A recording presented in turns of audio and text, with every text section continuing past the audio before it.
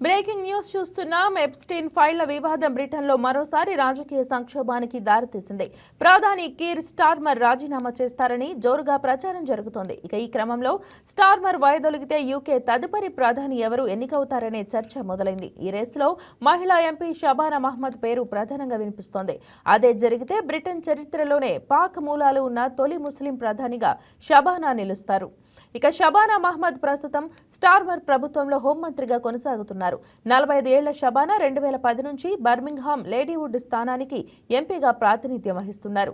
వృత్తిరీత్యా లాయర్ అయిన ఆమె ఆ తర్వాత రాజకీయాల వైపు ఆసక్తితో లేబర్ పార్టీలో చేరారు. అనతి కాలంలోనే పార్టీలో ఉన్నత పదవులకు చేరుకున్నారు.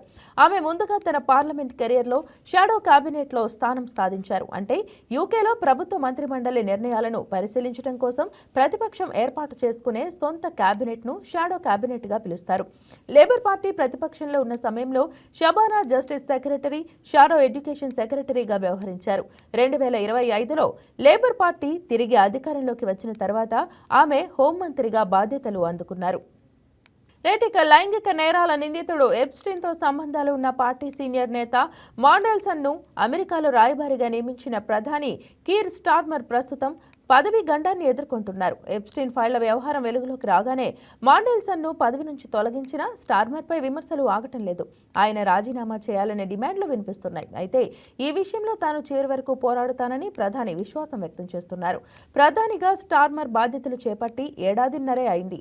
ఒకవేళ ప్రస్తుత పరిస్థితుల్లో స్టార్మర్ వైదొలగాల్సి వస్తే పార్టీ పగ్గాలు అందుకునేందుకు షబానా మహ్మద్ సమర్థవంతమైన నాయకురాలని లేబర్ పార్టీ నాయకులు భావిస్తున్నారు. బ్రిటన్కు వలస వచ్చిన పాకిస్తానీ దంపతులకు 1980లో షబానా జన్మించారు. లేబర్ పార్టీలో బలమైన నేతగా ఇప్పటికీ ఆమెకు పేరుంది.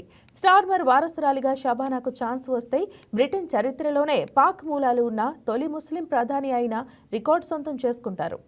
ఈ వీడియో మీకు నచ్చినట్లయితే లైక్ కొట్టి షేర్ చేసి మా వైకే టీవీ ఛానల్ని సబ్స్క్రైబ్ చేయండి.